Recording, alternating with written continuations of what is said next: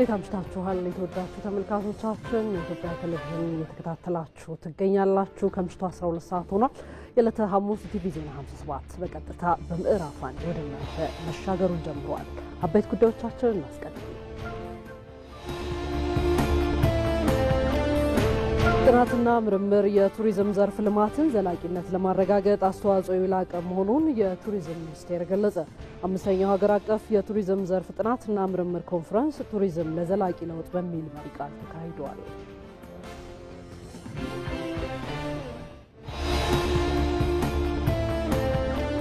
የተለያዩ የሀገሪቱ ክልሎች የሞሰብ አንድ ማዕከል አገልግሎትን ስራ አስጀመሩ።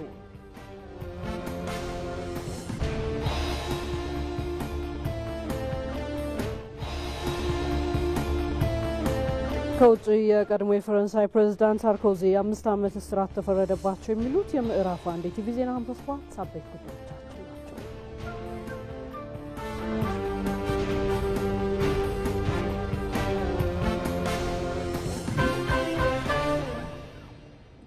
የቲቪ ዜና 57ን የመራው ሮዛ መኮንን አብሬያችሁ ቆያለሁ። በየላችሁበት አብራችሁን ዝለቁ።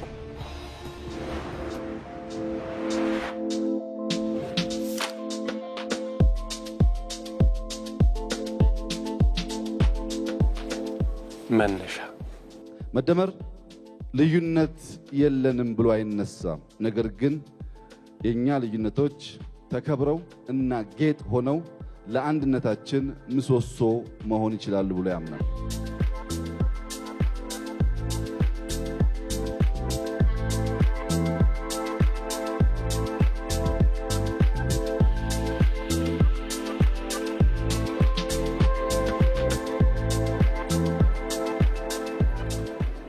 መንገድ የመደመር መንግስት ያልተሄደበትን መንገድ መጓዝ ይመርጣል።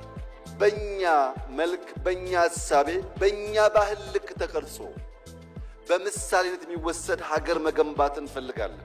ይህ ደግሞ ይቻላል ብሎ የመደመር መንግስት በጽኑ ያምናል።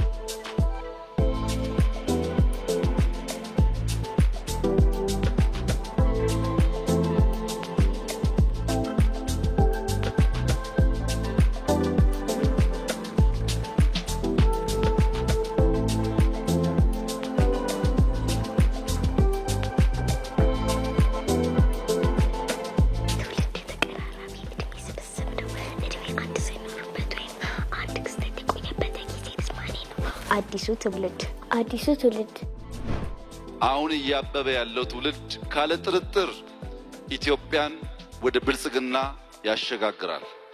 የመደመር ትውልድ በታሪኳ የገዘፈች ብቻ ሳይሆን በአሁናዊ ማንነቷ ትልቅ የሆነች ኢትዮጵያን ያረጋግጣል።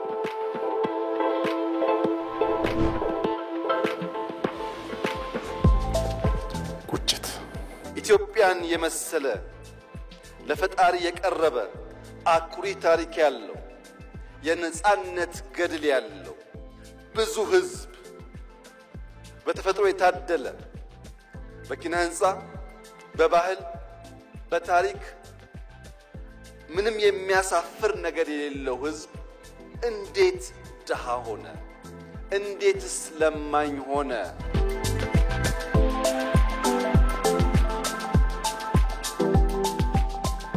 ለትውልድ ጥያቄ ለተሻለ ነገ መልስ ያለው እሳቤ ምላሽ ያለው ስርዓት የመደመር ጉዞ የመደመር መንገድ የመደመር መንግስት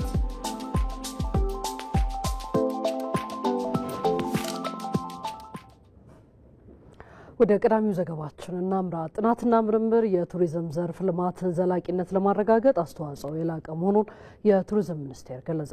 አምስተኛው ሀገር አቀፍ የቱሪዝም ዘርፍ ጥናትና ምርምር ኮንፈረንስ ቱሪዝም ለዘላቂ ለውጥ በሚል መሪ ቃል ተካሂዷል። ኢትዮጵያ ምቅ ሰው ሰራሽና ተፈጥሯዊ የቱሪዝም ሀብቶች ያሏት ሀገር መሆኗን ኮንፈረንሱን በንግግር የከፈቱት የቱሪዝም ሚኒስትር ሰላማዊት ካሳ ገልጸዋል። እነዚህን የቱሪዝም ሀብቶች በሚገባ በማልማት ለሀገራዊ አንድነትና መግባባት ልንጠቀምባቸው እንደሚገባም ነው ሚኒስትሯ የገለጹት። የቱሪዝም መሰረተ ልማት ስራዎች ወቅቱ የደረሰበትንና የሚጠይቀውን ልማት በማከናወን ዓለም አቀፍ ተወዳዳሪነታችንን ማጎልበት ይገባል ብለዋል። የቱሪዝም ዘርፍ በሳይንሳዊ አስተሳሰብ ምርምርና ጥናት መደገፍ ለዘርፉ ልማት ዘላቂነት አስተዋጽኦ የላቀ መሆኑንም ሚኒስትሯ ሰላማዊት ካሳ ገልጸዋል። ኢትዮጵያችን እንደሚታወቀው እምቅ ታሪካዊ፣ ባህላዊ እንዲሁም ተፈጥሯዊ ቱሪዝም ጸጋዎች ባለቤት ናት። እነዚህን ደግሞ ፈርጀ ብዙ የቱሪዝም ሀብቶቻችንን በሚገባ በማጥናት በማልማት በውጪና በሀገር ውስጥም እንደዚሁ በማስተዋወቅ ከዘርፉ የምናገኛቸውን ማህበራዊና ኢኮኖሚያዊ ጥቅሞችን ማረጋገጥ ይገባናል። ለሀገራዊ አንድነት ለሀገራዊ መግባባትም ልንጠቀምባቸው ይገባል። እንግዲህ የቱሪስት መሰረተ ልማቶችን በተመለከተ እነዚህኑ የት ምን አለ እና እንዴት እንጠቀምበት የሚለውን በማየት በማጥናት እንዲሁም በማስተሳሰር የቱሪስት ፋሲሊቲዎችን አገልግሎቶችንም በማስፋፋት ለጎብኚዎች ምቹ ማድረግ ያስፈልገናል። እንደዚሁም ተወዳዳሪ የሆነ ኢትዮጵያንም ተመራጭ የሚያደርግ የቱሪዝም ኢንዱስትሪንም ልንፈጥር ይጠበቅብናል። ሪፖርተራችን ሞላ አለማየሁ እንደዘገበው በዘርፉ የሚደረጉ ምርምርና ጥናቶች የቱሪዝም ዘርፍ ችግሮችን በመለየት ለመፍታት ያግዛልም ነው ያሉት ሚኒስትሯ። የቱሪዝም ዘርፍ በተለይ ደግሞ በዘላቂ በሆነ ምርምርና ጥናት ሲታገዝ በሳይንሳዊ አስተሳሰብም ሲደገፍ ዘላቂነቱ ላይ ትልቅ ሚና እንደሚኖረው ይታወቃል። በተለይ ደግሞ ኢትዮጵያ ያላትን መጠነ ሰፊ የቱሪዝም ሀብቶቻችንን ለመጠቀም እንድንችል እንዲሁም ደግሞ የምንሰራቸው ስራዎች ዛሬን ብቻ ሳይሆን ነገንም ያማከሉ እንዲሆኑ ትውልድ ተሻጋሪ መሆን እንዲችሉ በጥናትና ምርምር ላይ የተመሰረቱ መሆናቸው አስፈላጊ ነው። ከዚህ ጋር በተገናኘ የቱሪዝም ሀብቶቻችንን በጥናት እየለዩ ጥቅም ላይ ማዋል፣ የዘርፉን እድገት ማነቆዎችን እንደዚሁ መለየት፣ የሚለዩበት መንገድ ደግሞ ጥናታዊ በሆነ መልኩ እንዲሆን ይጠበቃል።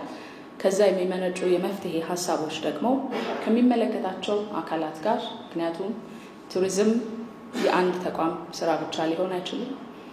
ቱሪዝም የመላ ሀገሪቱ ስራ ነው። በዘርፉ ውስጥ ያሉ በርካታ አንቀሳቃሾች አሉ፣ ባለድርሻዎች አሉ። ከነሱ ጋር የምናደርገው ትብብር በተጨባጭ ጥናትና ምርምር ላይ የተመሰረተ መሆኑ ለምንወስዳቸው የመፍትሄ እርምጃዎች ትልቅ መሰረት ነው። ዘገባዎቻችን ቀጥለዋል። በኢትዮጵያ ፕሬስ ድርጅት የተጻፈው ብርሃን ፈንጣቂው አባይ የተሰኘው መጽሐፍ ተመረቀ። በዚህ ምረቃ መርሃ ግብር ከፍተኛ የመንግስት የስራ ኃላፊዎችና የማህበረሰብ አንቂዎች ጨምረው በርካታ ታዳሚዎች ተገኝተዋል። መጽሐፉ በታላቁ የኢትዮጵያ ህዳሴ ግድብ ላይ ትኩረት ያደረገ ሲሆን በ3 ዋና ዋና ክፍሎችና በ252 ገጾች የተቀነበበ ነው። መጽሐፉ ዓለም አቀፍ ተደራዳሪዎች፣ ባለሙያዎች፣ የውጭ ሀገራት መሪዎች፣ ዲፕሎማቶች፣ ምሁራንና ሌሎችም በየጊዜው የሰጡትን ሀሳብ፣ አስተያየት የሚዳስሱ ጽሁፎች በውስጡ ይዟል። መጽሐፉ ታላቁ የኢትዮጵያ ህዳሴ ግድብ ያለፈበትን ሂደትና ውጣ ውረድ፣ የዘመኑ ትውልድ ለድል ያበቃበት ገድልን ጨምሮ በርካታ ይዘቶችን አካቷል።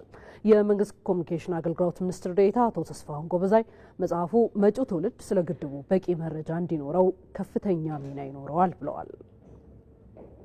አሁን ያለን ትውልዶች ላሊበላን እንዴት ገነባን፣ አክሱምን እንዴት አቆምን ብለን እንጠይቃለን። ጀጎልን፣ ሌሎችንም እያልን እንጠይቃለን። የነገ ትውልድ ይሄንን ግድብ እንዴት ገነቡ እንዲል ይሄ ግድብ የተሰራበት መንገድ ያለፈውን ውጣ ውረድ፣ ያጋጠሙንን ተግዳሮቶቹን ለማለፍ የሄድንበትን ጥረት በሚያሳይ መልኩ ተሰንዶ መቀመጥ አለበት። የዚህ መጽሐፍ አብይ ዓላማም ይሄ ነው የሚመስለኝ። በእርግጥ የኛ ምኞት ቀጣዩ ትውልድ ልክ እንደኛ ከላሊበላ ከ800 ዓመት በኋላ እንዴት ሰራ ነው ብሎ ወንደር የሚያደርግ ሳይሆን ከዚሁ እየቀጠለ እኛ ታላቅ ያለውን ነገ ከታላቆቹ አንዱ እንዲሆን የሚያደርግ ከዚህ የተሻለ እየሰራ ከዚህ የተሻለ ውጤት እያስመዘገበ የሚሄድ እንዲሆን ነው ምኞታችን። ይህ ምኞት እንዲሳካ ግን ያለፍንበትን ውጣ ውረድ ሰንዶ ማስቀመጥ በጣም አስፈላጊ ነው። ብርሃን ፈንጣቂው የሚለው መጽሐፍ አባይ የሚለው መጽሐፍም ከዚህ ረገድ ትልቅ ሚና ይወጣል። የኢትዮጵያ ፕሬስ ድርጅት ዋና ስራ አስፈጻሚ አቶ መሳፍንት ተፈራ የመጽሐፉ መታተም ኢትዮጵያውያን ከአባይ ጋር ያላቸውን ቁርኝት ለማሳየትና በዘርፉ ጥናትና ምርምር ለማድረግ ለሚፈልጉ አካላት ከፍተኛ ጠቀሜታ አለው ብለዋል። ይህ መጽሐፍ የዘመናት ቁጭታችን ምን ይመስል እንደነበር የሚዘክር፣ አባይን ለመገደብ የተደረጉ ተጋድሎዎችን የሚያስታውስ፣ ጠላቶቻችን በሀገር ውስጥና በውጭ የፈጠሯቸውን ጫናዎች የሚዘረዝር፣ እንዲሁም የዘመኑ ትውልድ እንቅፋቶችን ተሻግሮ ለድል ፍጻሜ የበቃበትን ጉዞ በመጣጥፍና በወግ መልክ የሚተርክ መጽሐፍ ነው። ስለሆነም የመጽሐፉ መታተም ኢትዮጵያውያን ከአባይ ጋር ያላቸውን ስነልቦናዊ ቁርኝት መረዳት ለሚፈልጉ አንባቢያን ግንዛቤ ከማስጨበጥ ባሻገር በዘርፉ ጥናትና ምርምር ማድረግ ለሚፈልጉ አካላትም ጥሩ ግብዓት በመሆን እንደሚያገለግል አልጠራጠርም። ቲቪ ዜና 57 ላይ ነው የምትገኙት። በዝርዝር ወደምንመለከተው ጉዳይ እንመራችኋለን። ኢትዮጵያ ለሰላማዊ አገልግሎት በኒውክሌር ኃይል ልማት የምታስመዘግበው ውጤት መጪውን የአፍሪካን የቴክኖሎጂ ጉዞ የመወሰን አቅም እንዳለው ተገለጸ። ከዘርፉ የሚገኘው ኃይል ኢትዮጵያ የኢንዱስትሪዎች ማዕከል ለማድረግ አቅም እንደሚኖረው ነው የተጠቆመው።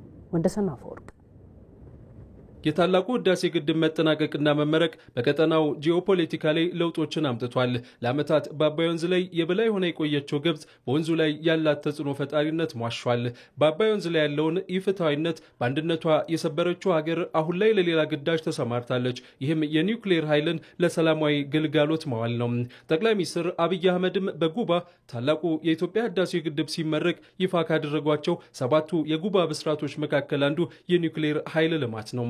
ኢትዮጵያ የህዳሴን ግድብ የሚተካከል ለሰላማዊ ዓላማ ብቻ የሚውል የኒውክሌር ፕላንት በቅርቡ ስራ ትጀምራለች። ከዚህ ጋር በተያያዘ አፍሪካን የተመለከቱ ትንታኔዎችን በማቅረብ የሚታወቀው አፍሪካ ቱዴይ የሰራውን ትንታኔ እንቃኝ። ትንታኔው የኢነርጂ ሉዓላዊነት አብዮት በአፍሪካ መጀመሩን ያነሳል። ተንታኙ እንደሚለውም አፍሪካውያን ዩራኒየምን ከምድራቸው አውጥተው የሚያቀርቡ ነገር ግን የኒውክሌር ኃይልን መጠቀም ሳይችሉ የቆዩ ናቸው። የኒውክሌር ኃይል ልማት ለጥቂቶች ያውም ዝግጁ ናቸው ለተባለላቸው ብቻ የተተወ ጉዳይ ነበር። ተንታኙ እንደሚለው ይህ አሁን ኢትዮጵያ የኒውክሌር ኃይልን ለማልማት የምታደርገው ጥረት ያንን አካሄድ የሚቀይር ነው። ዓለም አቀፉ አቶሚክ ኢነርጂ ኤጀንሲም ኢትዮጵያ የኒውክሌር ቴክኖሎጂን ለመጠቀም የጀመረችውን እንቅስቃሴ እንደሚደግፍ ማስታወቁን ትንታኔው ያነሳል። ይህች ሀገር በቅኝ ግዛቱ ዘመን ለባርነት አሻፈረኝ ያለች ጠላቶቿን የደቆሰች መሆኗንም ያነሳል። ትንታኔው የኢትዮጵያ የኒውክሌር ኃይል ልማት የአንድ ሀገር ብቻ ሳይሆን ለዓመታት የቴክኖሎጂውን ዓለም ለመቆጣጠር የተበጀውን አሮጌ ስርዓት ጭምር መገዳደር ስለመሆኑም ይገልጻል። በዚያ አፍሪካውያን በባርነት በሚማቅቁበት ዘመን ለአፍሪካውያኑ ነጻነት ምልክት የሆነችው ሀገር አሁን ደግሞ አህጉሪቱ የኒውክሌር ልማት ላይ እንድትነቃ መንገድ እየጠረገች ነው። በዚህ ረገድ የጠቅላይ ሚኒስትሩን ንግግር ይጠቅሳሉ። ጠቅላይ ሚኒስትር አብይ አህመድ በንግግራቸው አፍሪካውያንን የቴክኖሎጂ ሉዓላዊነታቸውን ወደሚያረጋግጡበትና በኢነርጂው መስክ ራሳቸውን ወደሚችሉበት ምዕራፍ የመምራት ዕጣ ፈንታ ኢትዮጵያ ላይ መውደቁን አንስተዋል። Prime Minister Abiy made it clear it's our destiny to lead Africa into a new era of technological sovereignty and energy self-sufficiency. ተንታኙ እንደሚለው ኢትዮጵያ በዘርፉ የምታስመዘግበው ውጤት መጪውን የአፍሪካውያንን የቴክኖሎጂ ጉዞ የመወሰን አቅም አለው። በትንታኔው እንደተጠቀሰውም አሁን ላይ 10 ገደማ የሚሆኑ የአፍሪካ ሀገራት የኒውክሌር ኃይልን ለማልማት ድርድር ላይ ናቸው።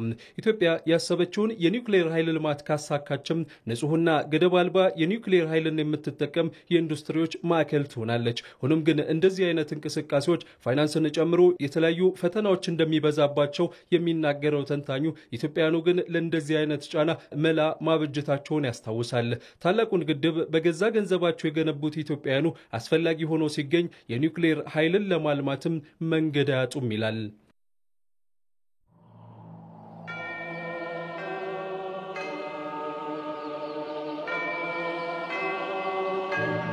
የአባይን ልጅ ለምን ውሃ ጠማው?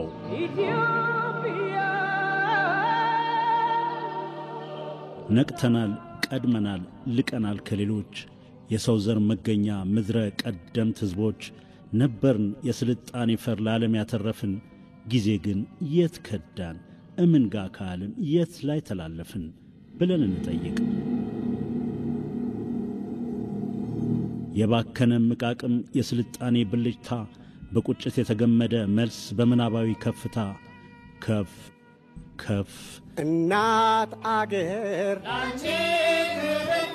በተደመረ ክንድ በህብረ ሐሳብ ሥራ የትውልድ ቃል ኪዳን አረንጓዴ አሻራ በህብረትን ጠይቅ ተረቱን እንማው የአባይን ልጅ ለምን ውሃ ጠማው?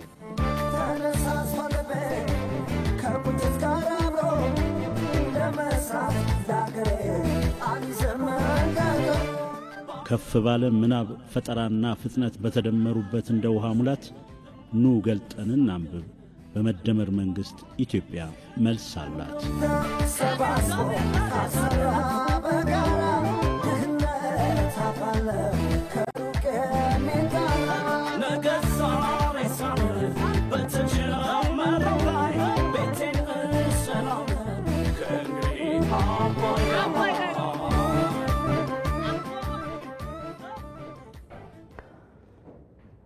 ኢቲቪ ዜና 57 ወደ እናንተ መድረሱን ቀጥሏል። የኢትዮጵያን ብሔራዊ ጥቅምና ሉዓላዊነት በማስጠበቅ የትኛውንም ግዳጅ በአስተማማኝ ብቃት መወጣት የሚችል ጠንካራ ሰራዊት መገንባቱን የኢፌዴሪ መከላከያ ሰራዊት ጄኔራል መኮንኖች አስታወቁ። የመከላከያ ሰራዊት የሰው ሀብት አመራር ዋና መምሪያ ኃላፊ ሌተናል ጄኔራል አጫሉ ሸለመና የመከላከያ ሰራዊት የህዝብ ግንኙነት ዳይሬክተር ብርጋዲየር ጄኔራል ጌትነት አዳነ በመከላከያ ሰራዊት ቁመናና የጦር መኮንኖች ሹመትን አስመልክቶ ከኢዚያ ጋር ቆይታ አድርገዋል። ሳምሶን በላይ የመከላከያ ሰራዊት የሰው ሀብት አመራር ዋና መምሪያ ኃላፊ ሌተናል ጄኔራል አጫሉ ሸለመ እንደገለጹት የኢትዮጵያን ሉዓላዊ ክብር አንድነትና ብሔራዊ ጥቅም በአመራር ልቀት በአስተማማኝ ደረጃ ጠንካራ ሰራዊት እየተገነባ ነው። የኢትዮጵያን አንድነትና ብሔራዊ ጥቅም በአስተማማኝ መልኩ የሚጠብቅ ጠንካራ ቁመና ላይ የሚገኝ የሀገር ዘብ መገንባቱንም ገልጸዋል። ለአብነትም በየጊዜው በ10 ሺዎች የሚቆጠሩ ወጣቶች የኢትዮጵያ መከላከያ ሰራዊትን በመቀላቀል የሀገራቸውን ሉዓላዊ አንድነት እያስጠበቁ እንደሚገኙም አብራርተዋል። ለጠላቶቻችን መልእክት ሊሆን የሚችለው በትጥቅ፣ በአመራር፣ በልምድ፣ በአደረጃጀት በሁሉም መንገድ ማስተማማኝ የሆነ ኃይል ተገንብቷል። በየጊዜ ብዙ በሺዎች 10 ሺዎች የሚቆጠሩ ወጣቶች መከላከያን መርጦ ይገባሉ። ስለዚህ ተቋማችን አሁንም በአስተማማኝ መንገድ ላይ ነው ያለው። የመከላከያ ሰራዊት የህዝብ ግንኙነት ዳይሬክተር ብርጋዴር ጄኔራል ጌትነት አዳነ በበኩላቸው መንግስት የኢትዮጵያን ብሔራዊ ጥቅምና ፍላጎት ማስጠበቅ የሚያስችሉ ግዙፍ የልማት እቅዶችን መያዙን ገልጸዋል። የኢትዮጵያን ጥቅምና ፍላጎት በመጻረር በተቃርኖ የሚንቀሳቀሱ ኃይሎችንም ማደብ በማስገዛት የተሰጠውን ግዳጅ በብቃት እየተወጣ የሚገኝ ሰራዊት መሆኑንም አስረድተዋል። ሰፋፊ እቅዶች በመንግስት አቅደዋል። እነዚህ ብሔራዊ ጥቅሞችን በህዝብ የተመረጠ መንግስት እነዚህ ናቸው ላሳካቸው መፈልግ እስካለ ድረስ ሰራዊት ደግሞ መዘጋጀት መቻል አለበት ማለት ነው። አንደኛው ዝግጅቱ ልክ ይሄንን ሲያደርግ የኢትዮጵያ መንግስትና ህዝብ ይሄንን ጥያቄ ሲያነሳ በሰላማዊ መልኩ ፈተዋለሁ ብሎ ነው የሚያነሳው። ግን ደግሞ ሴኩሪቲ ዳይሌማ የሚባል ነገር አለ። በዚህ ውስጥ የሚገቡ ኢትዮጵያ ይሄንን ካነሳችማ እንዲህ ሊሆን ነው ብሎ ወደ ኃይል አማራጭ የሚመጣ ነገር ከሆነ ሰራዊት መዘጋጀት መቻል አለበት ማለት ነው። የመከላከያ ሰራዊት የሰው ሀብት አመራር ዋና መምሪያ ኃላፊ ሌተናል ጄኔራል አጫሉ ሸለመ ለጦር መኮንኖች መስከረም 10 ቀን 2018 ዓ.ም የተሰጠውን ሹመት የሰራዊቱን የማድረግ አቅም በማሳደግ ከብረት የጠነከረ ኃይል የመገንባት አካል ተደርጎ የሚወሰድ መሆኑን አስረድተዋል። ሹመት ማለት ስላለፈው በጎ ነገርን መሰረት ተደርጎ የሚሰጥ ሽልማት ብቻ አይደለም። ሰው ለመሾም ጥሩ ነገር ሰርቶ መምጣት አለበት። ሹመት ሲሰጠው ግን ተጨማሪ ግዳጅና ተልዕኮ መሸከም እንደሚገባ ታሳቢ ተደርጎ ነው የሚሰጠው። ስለዚህ የሆነ አይነት ጩኸት ምናምኑ ነገር መከላከያን የሚነቀንቀው ሳይሆን የሹመት የበለጠ መከላከያን የሚያጠናክር እነሱ በሚፈልጉት አይነት የሚናድ ሳይሆን እንደ ብረት ጠንክሮ በጋራ የሚቆም ማንኛውም ግዳጅ ለመወጣት ግንባሩን የማያጥፍ ኃይል ነው የሚያደርገው። በአሁኑ ወቅትም ጸረ ሰላም ኃይሎችን አደብ በማስገዛት የኢትዮጵያን ብሔራዊ ጥቅምና ሉዓላዊ አንድነት በማስጠበቅ ለገባለት ቃል ኪዳን ታምኖ እያገለገለ እንደሚገኝም አስታውቀዋል። እንደነዚህ አይነት ማበረታቻዎች ሹመቶች በሚኖርበት ጊዜ ይሄንን ኃላፊነት በመወጣት የሰራዊት ሞራል በመገንባቱ ምክንያት ሉዓላዊነትን በማጽናት ቀላል ነገር አይደለም። ያነሳሳል፣ ሞራል ይገነባል። ሰራዊቱ ያንኑ ጅምብር ተወጥቶ ምን እንደሆነ በተግባር አይቶታል።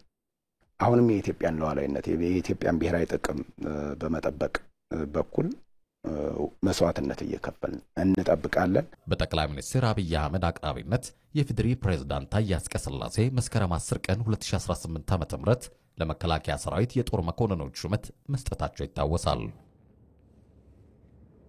ኢቲቪ ዜና 57 ላይ ነው የምትገኙት። ከመጪው የደመራ በዓል ጋር የተገናኙ ዘገባዎችን ለሃይማኖታዊ ሴቶችን ለአብሮነትና ለገጽታ ግንባታ መጠቀም እንደሚገባ የአዲስ አበባ ነዋሪዎች ተናገሩ። ነዋሪዎቹ የመስቀል ደመራ በዓልን በማስመልከት በመስቀል አደባባይ በመገኘት የጽዳት መርሃ ግብር አከናውነዋል። ይድነቃቸው ሰማውን ያዘጋጀው ጌታቸው ባልቻ ያቀርበዋል። ኢትዮጵያ የተለያዩ እምነቶች በመከባበር የሚኖሩባት በሀገራዊ ጉዳይም በጋራ የሚቆሙባት ሀገር ነች። እነዚህ ሴቶች አሁንም ተጠናክረው መቀጠላቸውንና የሀገሪቱን ዘላቂ እድገት ለማሳካትም መደላድል እንደሚፈጥሩ የመስቀል ደመራ በዓልን በማስመልከት በዓሉ በሚከበርበት መስቀል አደባባይ የማጽዳት መርሃ ግብር ላይ የተሳተፉ የአዲስ አበባ ከተማ ነዋሪዎች ገልጸዋል። አሁን ኢትዮጵያ ዘርፈ ብዙ የሆኑ የልማት እቅዶችን ይዛ እየተንቀሳቀሰች መሆኑን ያነሱት ነዋሪዎቹ እነዚህ እቅዶች ሊሳኩ እንደሚችሉም የህዳሴ ግድብ ማሳያ ይሆናል ሲሉ ገልጸዋል። ከቱሪዝም ማሳቢያዎች አንዱ ደግሞ ባህላዊ እሴቶቻችን መገለጫ የሆኑት የአደባባይና ትላልቅ በዩኔስኮ የተመዘገቡት በዓላቶቻችን ናቸው። እነኚህን ከትላልቅ በዓላቶቻችን አንዱ የመስቀል በዓል ነው። በማንኛውም ባህላቶች ላይ አብሮነት አለው። በከተማም በገጠርም አብሮነት አለው። አብሮ የማብላት አለ፣ አብሮ የማልበስ አለ፣ አብሮ ብዙ ነገሮች ይደጋገፋሉ ከሚገርም ማለት ነው። እና ሁሌ የሙስሊምም ሲከበር ክርስቲያኑ ተጋብዞ፣ ክርስቲያኑ ባህላቶች ሲከበር ደግሞ ሙስሊሙ ተጋብዞ ተራ በተራ ተጋባብዞ ነው። ምንም ልዩነት ሳይኖር፣ ምንም ዘር ልዩነት ሳይኖር፣ ምንም በጎሳ በምናምን በብሔር በሃይማኖት ሳንለያይ ህዳሴ ለዚህ አብቅተን ለ2018 ከፍተኛ ደስታ አለ ኢትዮጵያ ህዝብ ላይ ያለው ማለት ነው። እንደ ኢትዮጵያ አብሮነታችን ነው የሚያምርብን። ሃይማኖታችንን ባህላችንን በጋራ በመከባበር በፍቅር በጥሩ ሁኔታ በሰላም ማሳለፍ አለብን። የአዲስ አበባ ከተማ አስተዳደርም ሃይማኖታዊ እሴቶችን ለማጠናከር የተለያዩ ተግባራት እየተከናወኑ መሆኑን ገልጿል።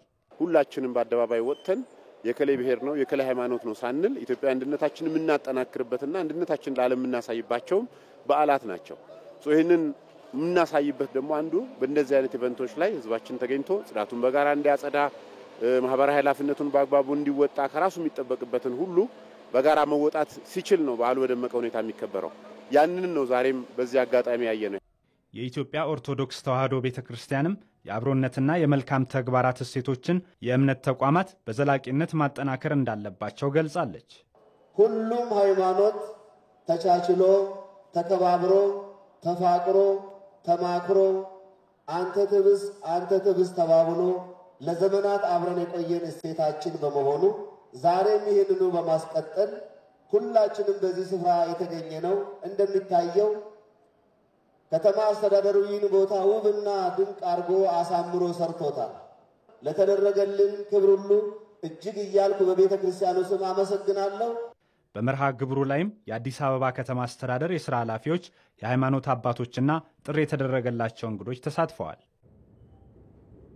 ቀጥለናል። የደመራና የመስቀል በዓላት ካላቸው ሃይማኖታዊ እሴቶች ባሻገር ፍቅርንና አንድነትን ለማጠናከር ማህበራዊ ፋይዳቸው የጎላ መሆኑን የእምነቱ አባቶች ይናገራሉ። በዚህ ጉዳይ ሪፖርተራችን ነስሪዲን ሐሚድ ከአሶሳ ከተማ ከሚገኙ የሃይማኖት አባት ጋር ቆይታ አድርጎ ተከታዩን ዘገባ አድርሶናል። ተከታትለን እንመለስ። ኢትዮጵያ ቴሌቪዥን ጋር ቆይታ ያደረጉት መጋቢ ሃይማኖት ቀሲስ እንዳለው አገኘ እንዳሉት በክርስትና እምነት ተከታዮች ዘንድ በደማቅ ከሚከበሩ በዓላቶች መካከል የመስቀል በዓል አንዱ መሆኑን ገልጸዋል። ህዝበ ክርስቲያኑ በዓሉን ሲያከብር እምነቱ በሚያዘው መሆን እንዳለበትም ተናግረዋል። በመጀመሪያ እንኳን ለብርሃነ መስቀሉ በሰላም አደረሳችሁ እላለሁ። መስቀል እንግዲህ በኢትዮጵያ ኦርቶዶክስ ተዋሕዶ ቤተክርስቲያን ዘንድ ልዩ ትርጉም ያለው በዓል ነው። ከጌታችን በዓላት መካከል አንዱና ትልቁ በዓል ነው። ምክንያቱም በክርስትናው ዓለም ነገረ ድህነት የተፈጸመበት ኢየሱስ ክርስቶስ ዓለምን ለማዳን የተሰቀለበት ጠላታችን ዲያብሎስ የታሰረበት የውርስ ኃጢአት የተቋረጠበትና ፍጹም ስርየተ ኃጢአት ያገኘንበት ስለሆነ መስቀሉን በልዩ ሁኔታ ነው የምናከብረው። ደመራ ማለት የተለያዩ እጽዋት ስብስብ በመሆኑ ሰዎችም ከተለያዩ አካባቢዎች ተሰብስበው አንድነታቸውን የሚያጠናክሩበት በዓል መሆኑንም መጋቢ ሃይማኖት ቀሲስ እንዳለው ይናገራሉ። ደመራ ማለት የተለያዩ እጽዋት ስብስብ ነው። እሱን አሰባስባ ሰዎች ከተለያየ አቅጣጫ ከተለያዩ ተራራዎችና አካባቢዎች ሰብስበው እንዲመጡ አድርጋ ነው። ያ ስርዓት ከተከናወነ በኋላ ንጹህ ጭስ ጨመረችበት። ከዛ በኋላ እንዳልኩት ወደ ሰማይ ሰማያት ወጥቶ ጢሱ መስቀሉ ያለበትን ቦታ አመላከተ። ይህንን ማህሌታዊ ሊቅ ቅዱስ ያሬድ ሰገደ ጢስ በጎልጎታ ጢሱ መስቀሉ ያለበትን ቦታ አመላከተ፣ ሰገደ ብሎ ሁሉ ይናገራል። የመስቀል ደመራ ሰላም፣ አንድነትንና ማህበራዊ ግንኙነትን የማጠናከር ትልቅ አስተዋጽኦ እንዳለው ጠቁመው በዓሉ ሰላምን የሚሰበክበት እንደሆነም ይገልጻሉ። መስቀል ሰላም የሰፈነበት ሰላም የታወጀበት ስለሆነ ሰላም ለኩልክሙ፣ ሰላም ለሁላችሁ ይሁን ብሎ ሰላምን የሰጠ የሰላም ንጉስ ሰላማዊ ኢየሱስ ክርስቶስ ሰላምን ያወጀው ሰላም የሚነሳውን ጠላት ያሰረው መስቀል ላይ ስለሆነ እሱ የመጀመሪያው ምልክት ነው። የሰላም ተመለዋወጫ ነው። ሰላም ብቻ ሳይሆን በአንገቱ መስቀሉን ያሰረ ክርስቲያን ሁሉ በእጁ ያዘ መስቀል ካህን ማንኛውም የቤተክርስቲያን አገልጋይ ሁሉ ሰላማዊ እንዲሆን ሰላምታም የሚለዋወጠው ሁልጊዜ የክርስቶስን ፍቅር በዚህ ላይ በማየት ነው። ኢቲቪ ዜና 57 ላይ ናችሁ። የተለያዩ ክልሎች የመሰብ አንድ ማዕከል አገልግሎትን ስራ አስጀምረዋል። ከዛ ጋር የተገናኙ ዘገባዎችን ወደ እናንተ እንምራ። በማዕከላዊ ኢትዮጵያ ሆሳዕና ከተማ መሰብ አንድ ማዕከል አገልግሎት በይፋ ተመርቆ ዛሬ ለአገልግሎት ክፍት ሆኗል።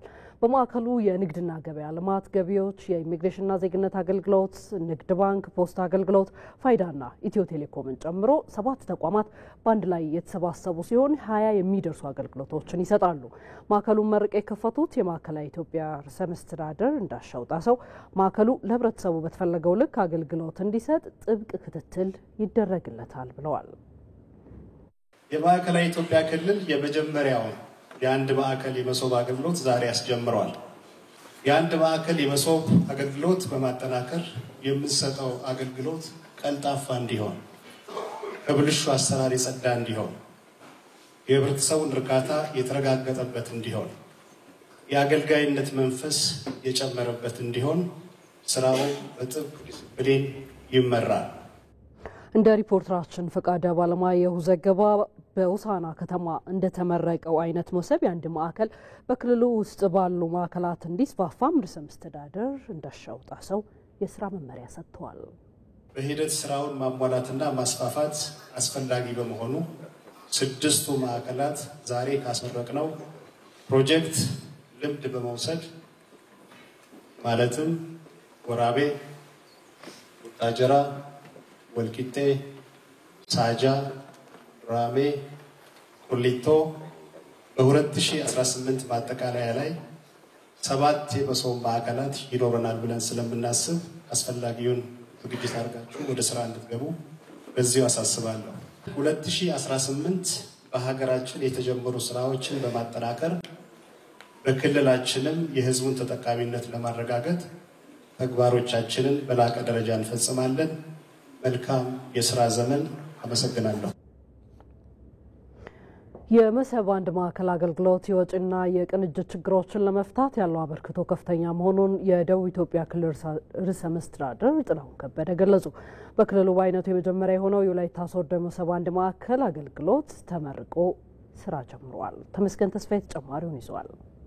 በመንግስታዊ አገልግሎት ጥራት፣ ቅልጥፍና፣ ተደራሽነትና ግልጸኝነት ወሳኝ ምሰሶዎች ናቸው። በዚህ መነሻ የመሶብ አንድ ማዕከል አገልግሎት ትግበራ ተጀምሮ ከፍተኛ አስተዋጽኦ እያበረከተም ነው። ባለፉት ጊዜያት እንደ ሀገር በመንግስት መስሪያ ቤቶች ውስጥ በአገልግሎት አሰጣጥ ዙሪያ የሚስተዋሉ ውስብስብ ችግሮችን ለማረም የዲጂታል ኢትዮጵያ አሰራር ስርዓትን ተግባራዊ ከማድረግ አንስቶ ለ115 ዓመታት የቆየውን የሲቪል ሰርቪስ ስርዓት ሪፎርም የማድረግ ስራ በሂደት ላይ ነው። ይህ በእንዲህ እንዳለ በደቡብ ኢትዮጵያ ክልል በአይነቱ የመጀመሪያ የሆነው የወላይታ ሶዶ መሶብ አንድ ማዕከል አገልግሎት በይፋ ተመርቆ አገልግሎት መስጠት ጀምሯል። ማዕከሉን በይፋ ያስመረቁት የክልሉ ርዕሰ መስተዳድር አቶ ጥላሁን ከበደ መሶብ የመንግስት አገልግሎትን ከማሳለጥ አንጻር ትልቅ ፕሮጀክት መሆኑን ጠቁመው አገልግሎቱ የወጪና የቅንጅት ችግሮችን ለመፍታት እንደሚያግዝ ገልጸዋል። የሚሰጠው አገልግሎት ጥራት ያለው፣ ብቃት ያለው፣ ተደራሽ የሆነ ለኢንቨስትመንት ምቹ ከሆነ የመንግስትን ጥንካሬ ገላጭ ነው። ለዚህ ነው ይሄ ሪፎርም ያስፈልጋል። በአንድ ማዕከል ላይ የተቀናጀ አገልግሎት በመስጠት የወጪ የቅንጅትና የተለያዩ ችግሮችን በመቅረፍ ተጠቃሚ ህዝቡ እንዲሆን ለማድረግ የሚያስችል ኢኒሼቲቭ ስለሆነ ይህንን ኢኒሼቲቭ በመላው ክልላችን መዋቅሮች ተግባራዊ በማድረግ መንግስትና በህዝብ መካከል ያለ አመኔታን ከፍ በማድረግ ዘመናዊ አገልግሎት በአንድ ማዕከል የሚሰጥ አገር በምሳሌነት እንዲጠራ ለማድረግ ታሪካዊ ኃላፊነት ስላለን ይህንን ታሪካዊ ኃላፊነት የሚወጣ ታሪካዊ ትውልድ ሆነን በአጭር ጊዜ ውስጥ ይህን ኢኒሼቲቭ እውን እንድታደርጉ ጥሪዬን አስተላልፋለሁ። ሚኒስትር ዴኤታ ሙሉቀን ቀሬ መሶብ በዘመናዊ አገልግሎት ጅማሮ ትልቅ ሚና እንደሚጫወት በማስረዳት የወላይታ ሶዶ ማዕከል ዜጎች በአጭር ጊዜ ውስጥ ዘርፈ ብዙ አገልግሎቶችን እንዲያገኙ ተደርጎ ስራ መጀመሩን ተናግረዋል። የመሶብ አንድ ማዕከል አገልግሎት የዲጂታል ኢትዮጵያን የመገንባት ህልማችን ማሰሪያ የሆነው የመንግስት አገልግሎትና አስተዳደር ሪፎርም ለጀመርናቸው ስራዎች የስኬት ማሳያ ጅማሮ ተደርጎ ይወሰዳል። ዜጎችም የዜግነት ክብር አግኝተው ባጠረ ጊዜ በአንድ ቦታ ቀልጣፋና ወጪ ቆጣቢ በሆነ መንገድ የሚያስፈልጋቸውን አገልግሎቶች የሚያገኙበት ይሆናል። የመሶብ አንድ ማዕከል አገልግሎት ጽንሰ ሐሳብ ከዚህ ቀደም በመንግስት መስሪያ ቤቶች የነበሩ ጥራት የጎደላቸውን አሰራሮች በማረም ተቋማቱ በህዝብ ዘንድ አመኔታ ያለው አገልግሎት እንዲሰጡ ከማድረግ ባሻገር ልማት እንዲፋጠንና መልካም አስተዳደር እንዲረጋገጥ የሚያደርግ ነው። የወላይታ ሶዶ ማዕከልም በ3 ወር ዕድሜ ተጠናቆ አገልግሎት መስጠት ሲጀምር ፕሮጀክቶችን በአጭር ጊዜ ማጠናቀቅ ተሞክሮ መወሰዱና የደቡብ ኢትዮጵያ ክልል በክላስተር ከመደራጀቱ አንጻር ጠቀሜታው የጎላ እንደሚሆን ተጠቁሟል። ለደቡብ ክልል ደግሞ ልዩ ምክንያቱም ደቡብ ክልል ክላስተር ነው አደረጃጀት። ህዝባችን አገልግሎት ፍለጋ ከሶዶ አርባ ምንጭ ይሄዳል ማለት ነው። አገልግሎት ፍለጋ ከጅንካ ድላ ይሄዳል ማለት ነው። እነዚህ ህዝብ አገልግሎት የሚጠቀምባቸውን አገልግሎቶች እዛው ማዕከል ላይ ብናመጣ ይሄ ማለት ምን ማለት ነው? የእናት መስሪያ ቤት ባለበት ማዕከል አገልግሎቱን መስጠቱን ይቀጥላል። እዚህ ላለው ደግሞ ሶሳይቲ በቅርበት አገልግሎቱን እንሰጣለን ማለት ነው። የወላይታ ሶዶ መሶብ አንድ ማዕከል አገልግሎት 10 የፌዴራልና የክልል ተቋማትን በመሰብሰብ 15 አይነት አገልግሎቶችን በአንድ ጊዜ እንደሚሰጥ ተመላክቷል። ወደ ድሬዳዋ እንሻገር። የድሬ መሶብ አንድ ማዕከል አገልግሎት በቴክኖሎጂ የተደገፈና ፍትሃዊ ተደራሽነቱ የተረጋገጠ የዜጎችን አገልግሎት ፍላጎት የሚያረካና ብልሹ አሰራርን የሚቀርፍ ነው ሲሉ የድሬዳዋ ከንቲባ ከድር ጀዋር ተናገሩ። ድሬ መሶብ የአንድ ማዕከል አገልግሎት ማስመረቂያና ማስጀመሪያ መርሃ ግብር በድሬዳዋ ከተማ ተከናውኗል። ማዕከሉ አገልግሎትን ከማዘመን በዘለለ የሀገርን ሀብት በአግባቡ ለመጠቀም ያስችላል ሲሉ የገለጹት ደግሞ የመንግስት ኮሚኒኬሽን አገልግሎት ኃላፊ ሚኒስትሯ እናት አለም መለሰ ናቸው። ቶማስ ኃይሉ ተጨማሪውን ይዟል። የመንግስት ተቋማትን አገልግሎት አሰጣጥ በማሻሻል የዜጎችን የአገልግሎት ፍላጎት ማርካትን ታሳቢ ያደረገ ነው። ይሄ የድሬ መሶብ የአንድ ማዕከል የመንግስት ተቋማት የሚሰጡን አገልግሎት ቀልጣፋ፣ ጥራት ያለው፣ በቴክኖሎጂ የተደገፈና ፍትሃዊ ተደራሽነቱ የተረጋገጠ በማድረግ ዜጎች በመንግስት ላይ እምነት እንዲኖራቸው እድል የሚፈጥር ይሆናል። የማዕከሉ ማስመረቂያና ማስጀመሪያ መርሃ ግብር ላይ የፌዴራልና ከከተማው የስራ ኃላፊዎች የተውጣጡ እንዲሁም ተጋባዥ እንግዶች በተገኙበት ሲካሄድ 6 የከተማ አስተዳደሩና 4 የፌዴራል ተቋማት 28 አገልግሎቶችን የሚሰጡ ይሆናል ተብሏል። ድሬ መሶብ ጊዜና ገንዘብን በመቆጠብ አገልግሎትን የሚያሳልጥና መጉላላትን የሚቀንስ እንደሆነ የድሬዳዋ ከተማ ከንቲባ ከድር ጀዋር ተናግሯል። ባህላዊ ነገር የምንሰራቸው ነገሮች እሱንም ጭምር የሚያስቀርበት ሁኔታ ነው ያለው። አሁን ደግሞ የአንድ ማዕከል መሶብ እንደ ድሬዳዋም ዛሬ ስንመርቅም በተቀላጠፈ መልኩ እያንዳንዱ መሟላት የሚገባቸው ነገሮችን እያሟሉ ተገቢውን አገልግሎት ጨርሶ የሚሄዱባቸው ሁኔታ ነው ያለው። አገልግሎቶቹን በአንድ ማዕከል እንዲታቀፉ በማድረግ ብልሹ አሰራርና ሙስናን በመከላከል ረገድም ከፍተኛ ሚና ይኖረዋል ሲሉ ከንቲባ ከድር ተናግረዋል። ሞግን ከብር ንክኪ ነፃ ነው። በቴክኖሎጂ በአይቲ እያንዳንዱ ነገር በዲጂታል ሰርቪስ ነው ሲስተም ነው የሚደረገው። ስለዚህ እዚህ በማንኛውም ምክንያት ሊያደርግ አይችልም። በአማራጮች በሚፈልጉት መልኩ ከወረቀት ንክኪም የሚቀርበት ሁኔታ ነው ያለው። ሁለተኛ ደግሞ እያንዳንዱ ሲሲቲቪ ካሜራ ነው ያለው። ስለዚህ በተፈቀደው በተሰጠው ሰዓት ውጪ ሰው መንከራተትን መንገላታትም የለበትም። መሶብ የአንድ ማዕከል አገልግሎትን ከማዘመን በዘለለ የሀገር ሀብትን በአግባቡ ለመጠቀም ያስችላል ሲሉ የገለጹት ደግሞ የመንግስት ኮሚኒኬሽን ኃላፊ ሚኒስትሯ እናት አለም መለሰ ናቸው። አገልግሎት አሰጣጥን ማዘመን ብቻ ሳይሆን በአንድና በተቀናጀ ቦታ መስጠት የሀገርን ሀብት ይቆጥባል፣ የህዝብን ምልልስና ድካም ያቃልላል። በአገልግሎት አሰጣጥ ላይ የሚነሱ ቅሬታዎችንም እና ከመልካም አስተዳደር ጋር የሚነሱ አስተያየቶችንም በጉልህ የመቀነስ እድል አለው። ለከተማ ነዋሪዎች ብቻ ሳይሆን ለእንግዶችም የሚፈልጉትን አገልግሎት በመረጃ ቅልጥፍናና በተደራጀ ሁኔታ መስጠት መቻሉ ከተሞች የሚገባቸውንና የሚጠቅማቸውን አገልግሎት ለህብረተሰቡ ለመስጠት በጉልህ ሚና አለው። በማዕከሉ የሚስተናገዱ ጉዳዮች ዜጎች ለአገልግሎት ብዙ ጊዜ የሚመላለሱባቸው ከመሆናቸው አኳያም እፎይታን ሊፈጥር እንደሚችል በመርሃ ግብሩ ላይ የተገኙ ግለሰቦች ተናግረዋል። በየጊዜው የህዝብ ሮሮ የሚበዛባቸው እንግልት የሚበዛባቸው ብዙ ምልልስ ያለባቸውን አገልግሎት የመልካም አስተዳደር ችግር የሆነ አገልግሎት ወደዚህ አምጥተን ለህዝቡ ተደራሽ የሆነና የህዝብ አመኔታን ማግኘት ነው። መጥቶ ሰው የፈለገውን አገልግሎት በሚፈልገው መሰረት ዘመናዊነት ያደርጋል። የአገልግሎት ማዕከሉ በኢትዮጵያ የኢንቨስትመንት ሂደትን በማሳለጥ የንግድ ልውውጦችን ማቀላጠፍና ለዘመናዊ ምጣኔ ሀብት ግንባታ ፍላጎት ፈጣን ምላሽ ለመስጠት ያስችላልም ተብሏል። ለኢቲቪ ቶማስ ኃይሉ ከድሬዳዋ። ኢቲቪ ዜና 57 ላይ ናችሁ የተወደዳችሁ። አሁን ደግሞ ተከታይነት የምናምራው ወደ አየር ሁኔታ ትንበያው ይሆናል። የሜትሮሎጂ ባለሙያ ሳምራዊት አበበ እዚህ ስቱዲዮአችን ትገኛለች። ከሷ ጋር የተወሰነ ቆይታ ይኖራል። እንዴት አምሽተሻል ሳምሪ? እንዴት አምሽሽ ሮዛ? ሰላም አምሽቻለሁ። ምን የአየር ሁኔታ ዘገባው ትንበያው ምንን ያመላክታል? ሰሞኑን ምን እንጠብቅ? እሺ አመሰግናለሁ። እንግዲህ በዛሬው ውሎ በአብዛኛው የክረምት ዝናብ ጠቃሚ በሆኑት የሀገራችን አካባቢዎች ላይ የተስፋፋና ጠንካራ የደመና ሽፋንና ክምችት ነበራቸው። ከዚሁም ጋር ተያይዞ በአዲስ አበባ፣ ድሬዳዋ፣ ባሌ ሮቤና ጎሬ ዝናብ ተመዝግቦባቸዋል። በቀጣዮቹ ቀናትም ለዝናብ መፈጠር አመቺ የሆኑ የአየር ሁኔታ ክስተቶች በተመሳሳይ ሁኔታ ይቀጥላሉ። ከዚሁም ጋር ተያይዞ በማዕከላዊ ትግራይ፣ በምዕራብና መካከለኛው አማራ፣ በቤንሻንጉል ጉሙዝ፣ በጋምቤላ፣ በምዕራብ መካከለኛ ደቡብና ምስራቅ ኦሮሚያ፣ በደቡብ ምዕራብ ኢትዮጵያ፣ በማዕከላዊ ኢትዮጵያ እንደዚሁም በሲዳማ በብዙ ቦታዎቻቸው ላይ ከቀላል እስከ መካከለኛ መጠን ያለው ዝናብ ያገኛሉ። በተጨማሪም ከሚጠናከሩት የአየር ሁኔታ ክስተቶች በመነሳት በምዕራብ ሸዋ፣ በአሶሳ እንደዚሁም በጅማ በ24 ሰዓት ውስጥ ከ30 ሚሊ ሜትር በላይ ከባድ መጠን ያለው ዝናብ ያገኛሉ። በመጨረሻም በነገው ዕለት በአንዳንድ የሀገራችን ዋና ዋና ከተሞችና የቱሪስት መዳረሻ ስፍራዎች የሚጠበቀውን የአየር ሁኔታ ስንመለከት በጅማ፣ ደብረ ማርቆስ፣ ጎንደርና ሐዋሳ ዝናባማ፣ በአርባ ምንጭ፣ አዳማ፣ ጅንካና ባሌ ሮቤ ቀላል መጠን ያለው ዝናብ የሚያገኙ ሲሆን በሌላ በኩል ደግሞ በሰመራ፣ ኮምቦልቻና መቀሌ ደመናማ የአየር ሁኔታ ይኖራል። በቀጣዮቹ 3 ቀናትም በመዲናችን በአዲስ አበባ ቀላል መጠን ያለው ዝናብ ይኖራል። እንግዲህ ለበለጠ መረጃ ደግሞ የኢንስቲትዩቱን ድረገጽ በመከታተል በርካታ መረጃዎች ማግኘት ይችላል። እናመሰግናለን ሳምራዊት። መልካም ምሽት። እኔም አመሰግናለሁ። የተወደዳችሁ ዘገባዎቻችን ቀጥለዋል። ከባለፉት 2 ዓመታት በተሻለ መልኩ ሰላማዊ የመማር ማስተማር ስራ በመጀመሩ ደስተኛ መሆናቸውን በምዕራብ ጎጃም ዞን በፍኖተ ሰላም ከተማ በተለያዩ ትምህርት ቤቶች የሚማሩ ተማሪዎች ተናገሩ። ባለፉት 2 ዓመታት በነበረው የጸጥታ ችግር ምክንያት በርካታ ተማሪዎች ከትምህርት ውጭ ሆነው መቆየታቸውን ያወሱት ተማሪዎች በዚህ ዓመት በከተማዋ ትምህርት ቤቶች ሰላማዊ የመማር ማስተማር ስራዎች መጀመራቸውን ገልጸዋል። የዞኑ ትምህርት መምሪያ በኩሉ በጸጥታ ችግር ምክንያት ከትምህርት ገበታ ውጭ የሆኑ ተማሪዎችን ወደ ትምህርት ገበታቸው እንዲመለሱ እየተደረገ ባለው ጥረት ሁሉም የበኩሉን እንዲወጣ ጥሪ አቅርቧል። ሳሙኤል ወርቃየው የዚህ ርዕሰ ጉዳይ ተከታዩ ዘገባ ላይ ያደርሰናል።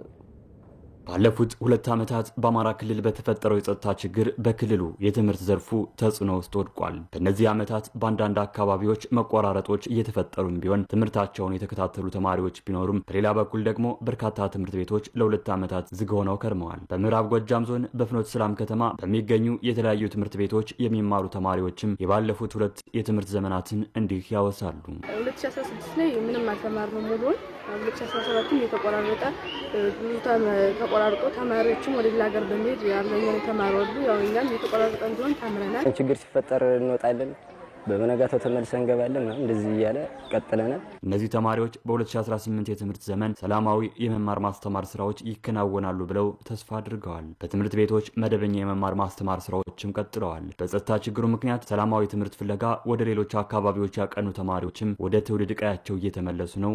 ደስተኞች ነን ይላሉ። አሁንም ልንማር ስለሆነ ስለጀመር ደስ ይላል። በአዲስ ሀሳብ በአዲስ መንፈስ ተደስተን ልንማር ስለሆነ በጣም ደስ ይላል። ደግሞ 2018 በሰላም መስከረም ላይ ጀምረናል። በጣም ደስ የሚል ስሜት ነው ያለው ማለት ነው እና በጣም ሁሉም ወላጅም ልጅም ተማሪም ሁሉም ደስ ብሎታል። ሌላ ቦታ ያሉትም አሁን እየተመለሱ እየመጡ ነው። ሌላ ቦታ ያሉትም ሰላም ስለሆነ ተመልሶ እየመጡ ነው። አሁን ተማሪው ሙሉ ነው። በፊት አንድ ክፍል 16 5 ነው ተምረናል። አሁን ግን በጣም ብዙ ነው። 50 ምናምን ሆነ። በዚህ ዓመት በአካባቢው ከባለፉት ዓመታት በተሻለ መልኩ ተማሪዎችን ወደ ትምህርት ገበታቸው እንዲመለሱ የትምህርት ማህበረሰቡ የተማሪዎች ቅስቀሳና ሌሎችም ተግባራት ሲያከናውን መቆየቱን የሚናገሩት መምህራን በዚህም መሻሻሎች ቢኖርም አሁንም ተማሪዎችን ለመመለስ ለሚሰራው ስራ ሁሉም ርብርብ ሊያደርግ እንደሚገባ ተናግረዋል። እኔ ወደ ፖለቲካ አይደለም መማር ማስተማር ልጆችን ማብቃት ለኢትዮጵያ ማህበረሰቡ ያው ይሄን አውቆ ማስተማር አለብን እኛ ያስባል። ባለፉት 2016 እና 2017 የትምህርት ዘመናት የጸጥታ ችግሩ በዞኑ በትምህርት ዘርፉ ከፍተኛ ጫና በመፍጠሩ በትውልድ ግንባታ ላይ ከፍተኛ ኪሳራ ፈጥሯል ያሉት ደግሞ የምዕራብ ጎጃም ዞን ትምህርት መምሪያ ኃላፊ የስጋት ደሴ ናቸው። ትምህርት ትውልድን ማነጽ ነውና ትምህርትን ከፖለቲካ አጀንዳ ውጭ አድርገን ተማሪዎችን ወደ ትምህርታቸው እንዲመለሱ ሁሉም ሊሰራ እንደሚገባም ኃላፊው ጥሪ አቅርበዋል። የምዕራብ ጎጃም ትምህርት ወደ ነበረበት ቀን ወደ ነበረበት ጸጋ እንዲመለስ ሁሉም ርብርብ ማድረግ ይጠበቅበታል። በሁሉም ወገን ላይ ያለ ትምህርትን አጀንዳ ማድረግ የለበትም። ትምህርት ልጆች እንዲማሩ፣ ልጆች እንዲያድጉ፣ ልጆች እንዲበለጽጉ፣ ልጆች ሀገርን እንዲረከቡ፣ ነገ የተሻለ አገልግሎት እንዲያደርጉ ማድረግ ነው።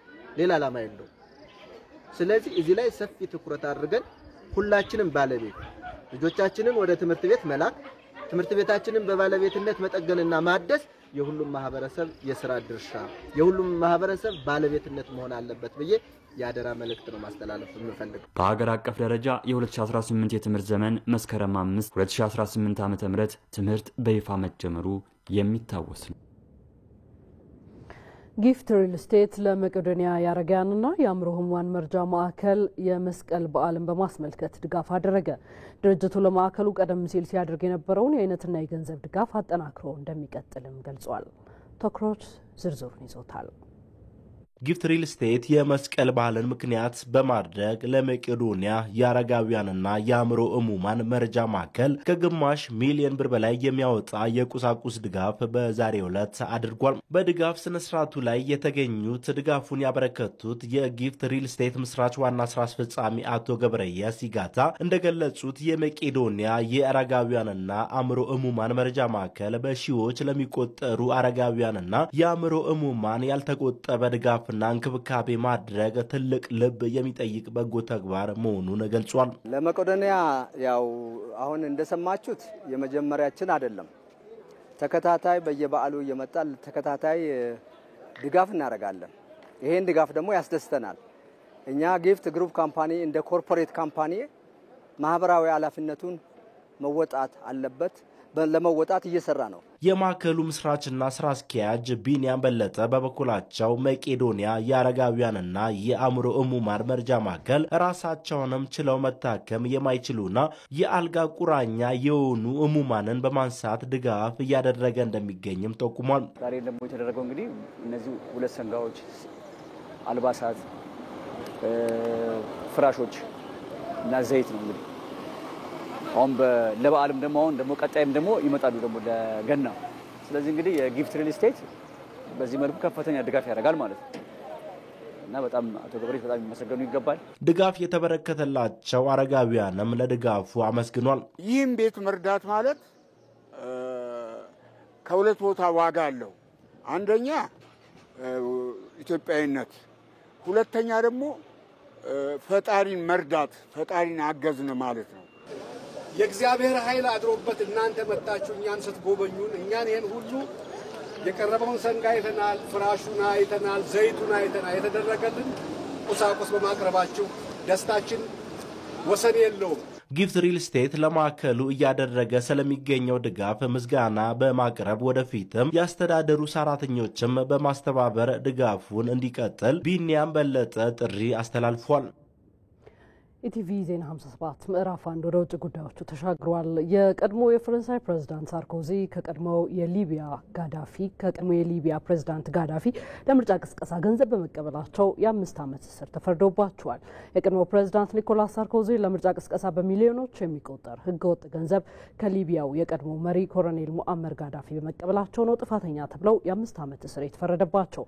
ፍርድን የበየነው የፓሪስ ወንጀለኞች ፍርድ ቤት ሳርኮዚ በተከሰሱባቸው ሁሉም ክሶች በቀላል ሙስናና በህገወጥ ገንዘብ ምርጫ ቅስቀሳን መደገፍ የሚሉ ክሶችን ጨምሮ ጥፋተኛ ናቸው ሲል በይኗል። ከእስር በተጨማሪም 100,000 ዩሮ ቅጣት እንዲከፍሉ ችሎቱ በይኗል። እንደ ቢቢሲና ኤኤፍፒ ዘገባ በቀድሞ ፕሬዝዳንት ላይ ምርመራ የተጀመረው በአውሮፓውያኑ 2013 የጋዳፊ የመጀመሪያ ልጅ ሳይፍ አልኢስላም ሳርኮዚ ለምርጫ ቅስቀሳ ከአባቱ በሚሊዮኖች የሚቆጠር ገንዘብ መውሰዳቸውን በመግለጽ ከወነጀላቸው በኋላ ነው። የ70 ዓመቱ አዛውንት ሳርኮዚ ፈረንሳይ እንደ አውሮፓውያኑ አቆጣጠር ከ2007 እስከ 2012 ድረስ በፕሬዝዳንትነት አስተዳድረዋል።